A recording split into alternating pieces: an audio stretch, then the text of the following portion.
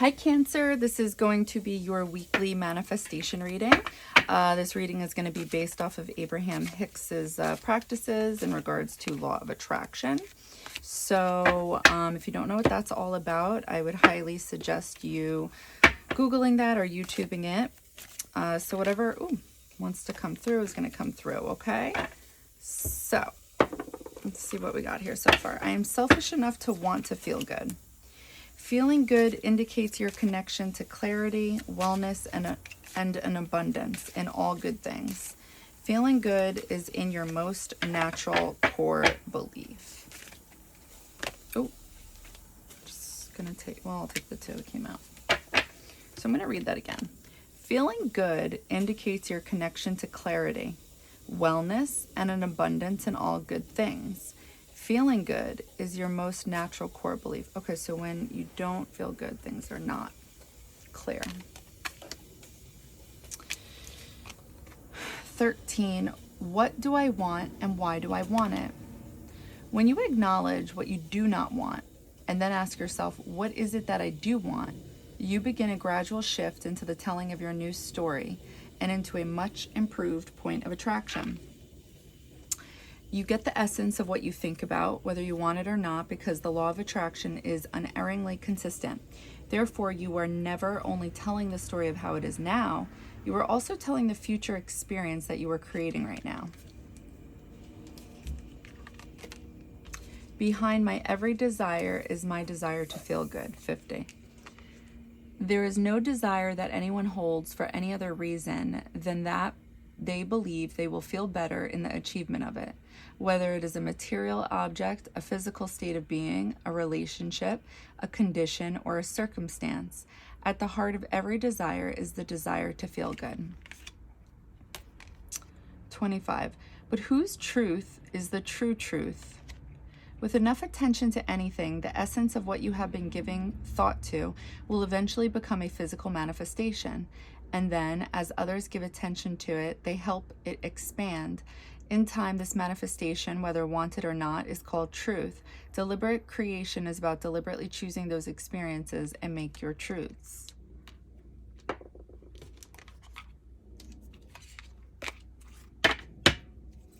Ooh, okay. Our source is one of love, not condemnation. 32. When you pay attention to the way you feel and deliberately choose more thoughts that feel good while you think them, you will begin to recognize the nature of your broader non-physical desires. The majority of negative emotions that you feel are not because the subject of your thought is wrong, but instead because you are condemning something that your source does not condemn. Your source is one of love, not one of condemnation. All right, one card, please. Knight of Cups. I keep calling this Prince of Cups. Sorry. That's what it's called in Cosmo Tarot. Okay, so I got romance on the brain.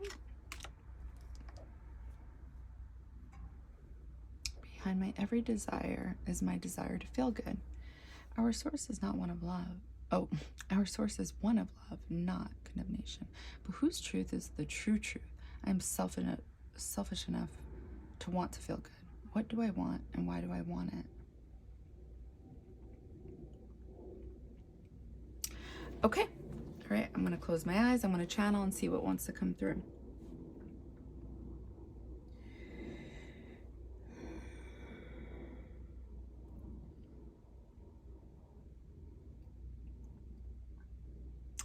I feel like you're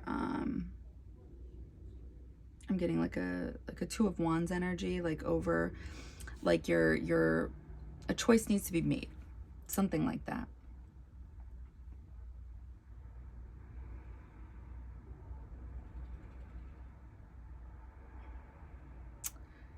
I'm getting the feeling of like going to the unknown.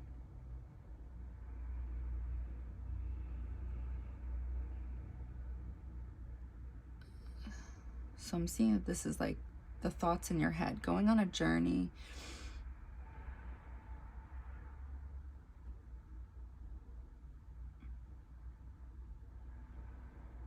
Going on a journey with somebody. I'm getting like a childlike energy.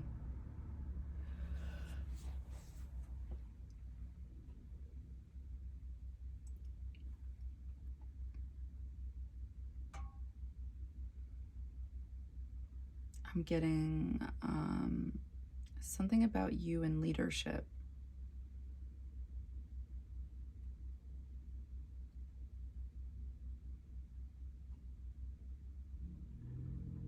It goes back to the journey. Something about knowledge of knowing. Knowledge of knowing about, like, you know that there's a journey that lies ahead of you.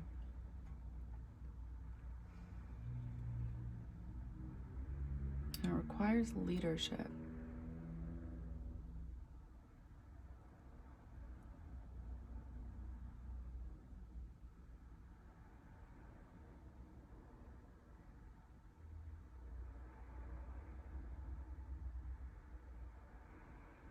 But there's like such, I'm gonna open my eyes because it's like making me dizzy.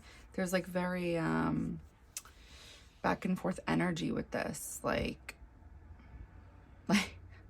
what I saw was a boat going towards this journey, and then there was what do they call those things on the sides of the boat, just in case something goes wrong, so you can so you can I guess flee, right? Like live, run. You know, and it's like you wanted out, you know. It was like a very indecision, very yeah, just not sure. Yes, oh my god, what do I want and why do I want it? I was like looking at this card. I feel like these cards were like what I was seeing in the water movement. What do I want and why do I want it? It's like there's something about it. It's like not secure for you or something like that. But it stems from fear. Yes, you see Saturn.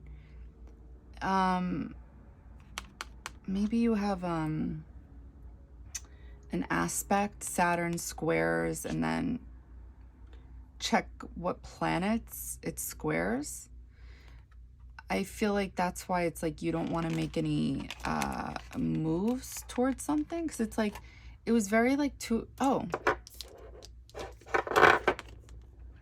behind my every desire is my desire to feel good. This is kind of like what I was seeing, Two of Wands energy, like seeing that there is like a voyage ahead of you.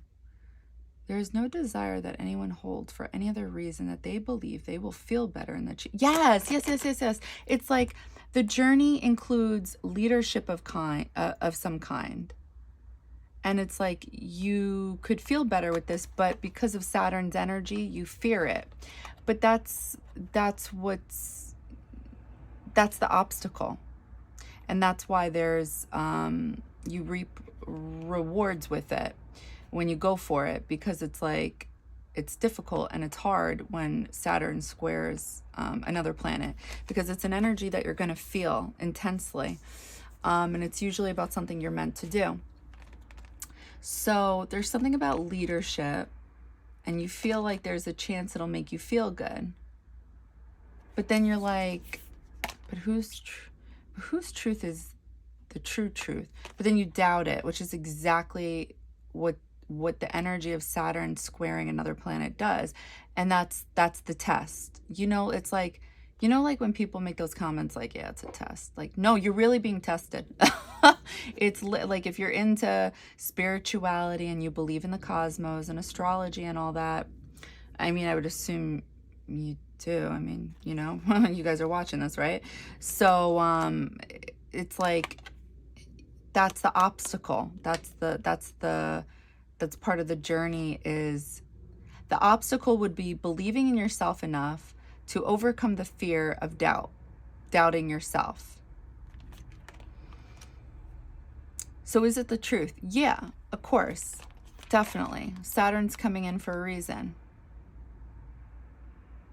And the reason that there is such big rewards with this, because Saturn is Capricorn energy, which is earth energy. Okay, now when you think of this, this is grounding. Those signs, Taurus, Virgo, Capricorn, they like stability.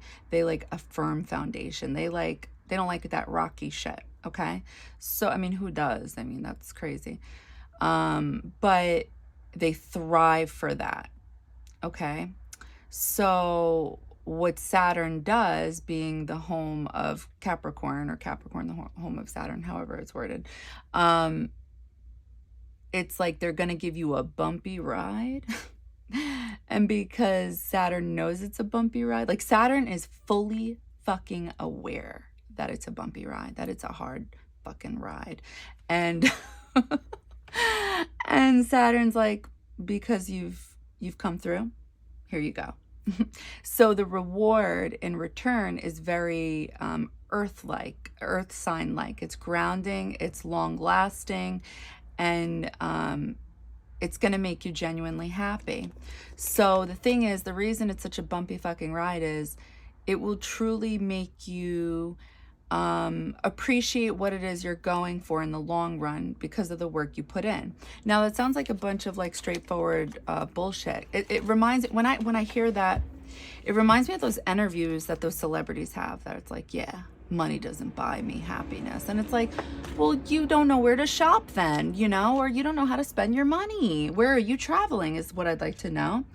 But the truth of the matter is that Saturn is a very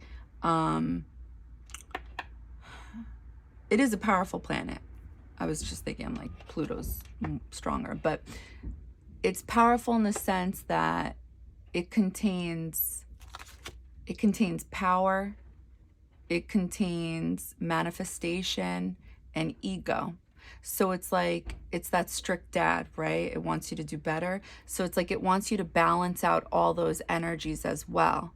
So it's like you can get what you want, but when you have Saturn squaring something, it's like power comes into that. It's like you better not misuse that. You better not go overboard with that. Because if you do, and I give you what it is you want, you're not going to be happy. I hope that makes sense. I hope I worded that right. So basically, it's like you have to go on this journey. You have to go through the obstacles because Saturn's trying to get you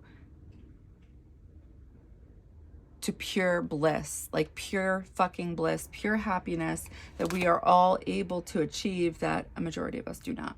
But, and the reason is because it's so hard. I mean, sometimes it's harder for others, to be honest, because not a lot of people have Saturn squaring other planets. Even if they do, they don't have like Saturn squaring a bunch of planets, maybe one or two. I don't know. But for others, it really, the journey is harder. But what I can tell you is that it'll be worth it. It really will be. So there's some type of fear. And if you do your research and you look into your astrology chart and seeing what aspects Saturn has in your natal chart, you can really learn a little bit more about your journey, because there's something about being fearful and unsure if it's your truth. But that's the thing. Ooh, that even confirms it even more that it's about Saturn. Saturn is truth. Saturn is the truth. I love that. What do I want and why do I want it? Saturn will take you there. One source is one of love, not condemnation. I'm definitely pronouncing that wrong. When you pay attention to the way you feel and deliberately choose more thoughts that feel good while you think them, you will begin to recognize the nature of your broader non-physical desire. You may have Saturn squaring Mercury. I don't know. That brings on depression more easily. I am selfish enough to want to feel good. Yeah, there's a message about not feeling good. And you could take yourself out of that. Feeling good indicates your connection to clarity, wellness, and an abundance in all good things. See where Neptune is in your chart. So it's so funny because we're doing a manifestation reading, and that's exactly what Saturn's all about. Trying to help you bring it into the physical world.